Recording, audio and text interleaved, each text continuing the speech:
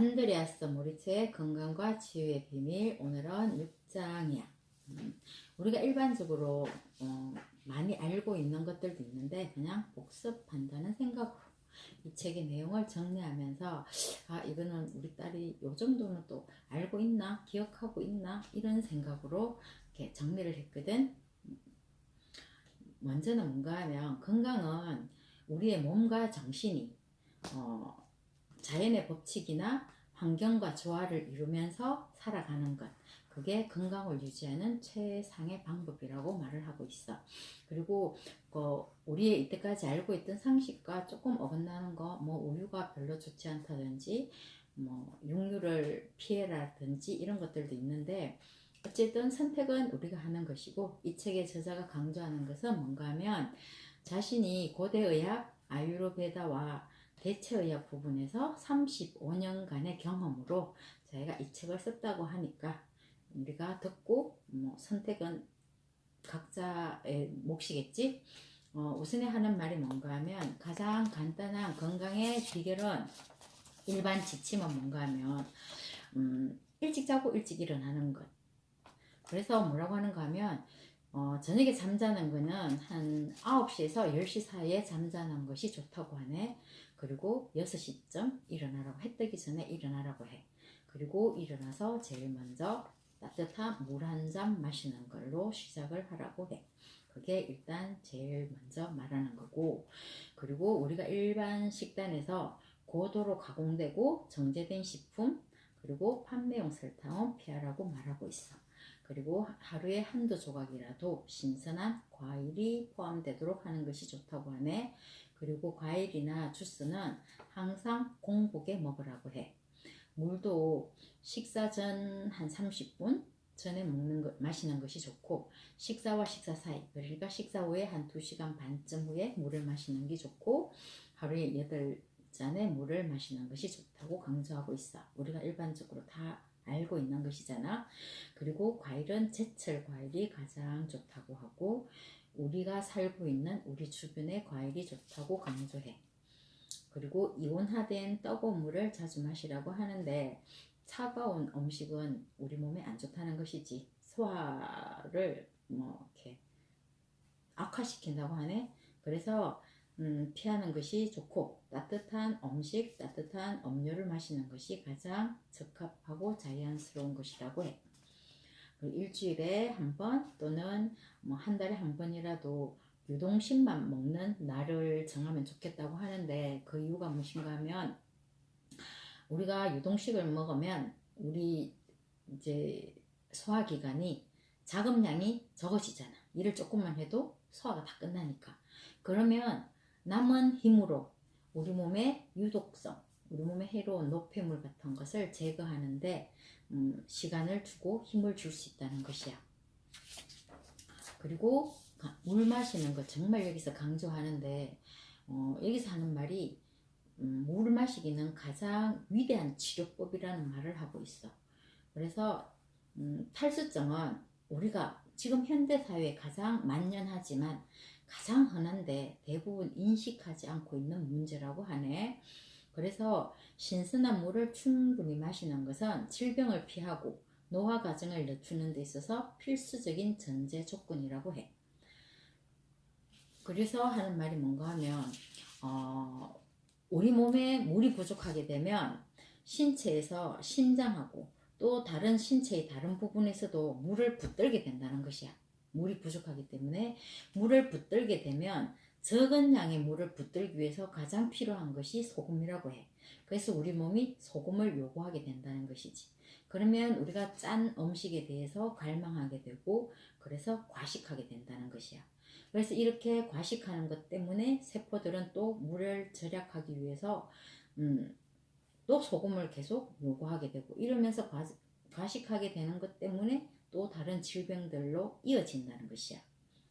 세포들이 물을 절약하기 위해서 이렇게 소금을 필요로 하고 장벽을 만드는 시간이 길었다면, 그것을 풀고 우리 몸이 정말 최상의 건강을 유지하도록 물을 충분히 섭취할 수 있는 수화 상황이라고 말하네. 그렇게 그 수화 상황을 만들기 위해서는 점진적으로 천천히 소화 상태를 진행시켜야 한다고 강조를 해. 만약에 이뇨제를 복용하고 있다면 물은 최상의 이뇨제이지만 그러나 이뇨제 복용은 의사들의 감독 아래서 줄여나가야 한다는 것이야. 우리가 몸이 탈수 상황이 오기까지 수년이 걸렸다면 다시 그 탈수 상황을 현상 제대로 되돌리고 완전히 소화시키는 데에는 1년 또는 그 이상이 걸릴 수도 있다고 해. 소화 상태가 너무 빨리 진행이 되면 염분이 가장 많이 남아있는 부위에서 림프 부종이 일어날 수 있다고 하네. 우리가 이렇게 물을 마시고 할 때 만약에 눈 주위에나 또 발목이 붓게 된다면 소화작용을 좀 더 천천히 해야 된다는 것을 의미한다고 해. 몸 안에, 머리끝에서 발끝까지 우리 몸 안에는 어떤 부분도 물이 필요하지 않은 곳은 없다는 것이야. 대부분의 경우에 우리 신체가 적절히 수분을 공급받고 휴식을 취하고 또 영양 공급이 제대로 된다면 질병은, 그것도 모든 질병이 자연스럽게 사라진다고 하네. 그리고 또 하나, 건강을 위해서 우리가 운동해야 된다는 것. 그런데 중요한 것은 건강 운동을 위해서 기본 지침이 뭔가 하면 자기 능력의 50% 이내에서 하라는 것이야. 기관과 근육의 결합 조직에서 독소와 우리 몸에 해로운 물질을 배출하는 데에서는 림프계가 신체 모든 부분의 어떤 일상적인 움직임에 따라서 달라진다는 것이야. 혈액은 심장의 펌프질 때문에 끝끝까지 보내는 펌프 작용이 있는데 림프계는 그런 게 없다는 것이야. 그래서 림프계는 뭔가 하면 우리가 호흡하는 것, 그리고 우리가 신체를 얼마나 잘 사용하는가에 따라서 크게 의존한다는 것. 그래서 적당한 신체 운동은 훌륭한 면역 자극제이고 모든 연령층에서 신경 근육 통합을 향상시킨다는 것. 그래서 아까 얘기했듯이 50% 이내에서 해야 된다는 것은 뭔가 하면 만약에 우리가 운동을 하다가 숨이 차서 입으로 호흡하게 된다면 구강호흡이잖아. 그런 구강호흡의 필요를 느낀다면 운동을 멈추라는 것이야. 구강호흡은 운동 능력의 50%를 넘어섰다는 것을 뜻한다고 해. 그리고 이렇게 숨이 차도록 막 심하게 했다가 그리고 갑자기 탁 휴식하는 거. 예를 들어서 운동과 휴식을 1, 2분 간격으로 이렇게 하면서 하는 것이 이상적인데 하루에서 10분에서 20분 정도면 된다고 하네. 신체는 너무 격렬한 운동은 위협으로 인식을 한다고 해. 그래서 규칙적으로 격렬하게 운동을 하는 것은 지속적인 스트레스만큼이나 우리의 심장에 손상을 입힌다고 하는 것이지. 그래서 관절, 근육, 힘줄에 잦은 스트레스를 주게 되면 일찍 늙게 되고 지나친 트레이닝은 몸에 영구적인 손상을 줄 수 있다는 것이야. 그래서 몸이 좋으라고 하는 운동이 오히려 손해라는 것이지. 여기서도 운동에도 과요불급이 작용한다고 생각하면 되겠지. 운동은 햇빛 아래에서 하게 되면 극적으로 그 효과가 증가한다는 것.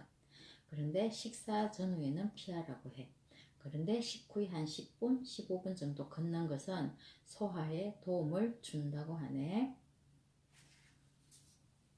그리고 여기서 아까 얘기했지, 이 사람은 채식주의자. 그래서 강조하는데 채식주의자들이 더 오래 살고 더 건강하게 산다는 것이야. 그래서 모든 사람이 채식주의자가 될 필요는 없지만 만약에 신체가 질병에 시달린다면 채식주의 식단이 필요하다는 것이야. 그렇지만 우리가 채식주의가 갑자기 되려고 어느 날 갑자기 딱 채식주의 식단을 준비하는 것도 아니라고 해. 그것도 점진적으로 천천히 해나가야 한다는 것이야. 그러면서 하는 말이 육류는 사체라고 이야기해. 일단 죽었으니까 우리가 먹는다고 생각하면 일단 동물을 죽여야 되잖아. 그래서 사체라고 말하면서 이 사체는 모든 종류의 미생물이 즐겨 찾는 표적이라는 것이야. 그래서 육류에서 발견되는 세균과 기생충은 면역체계를 약화시키고 많은 질병의 근원이 된다는 것이지. 고기의 세균 감염은 농장 가축들에게 비정상적인 먹이를 주기 때문이라고 해.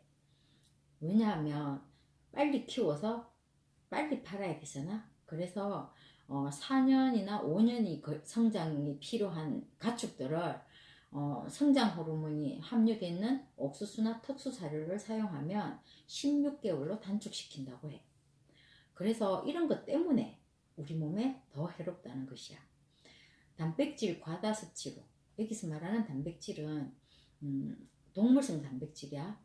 동물성 단백질의 과다 섭취로 인해서 대표적인 질환이 골다공증, 심장병, 류마티즘, 관절염, 암 이런 것들이라고 하네. 그리고 대부분의 경우에 대장암은 부패한 고기를 통해서 지속적으로 중독되는 것을 나타내는 또 다른 이름일 뿐이라고 해.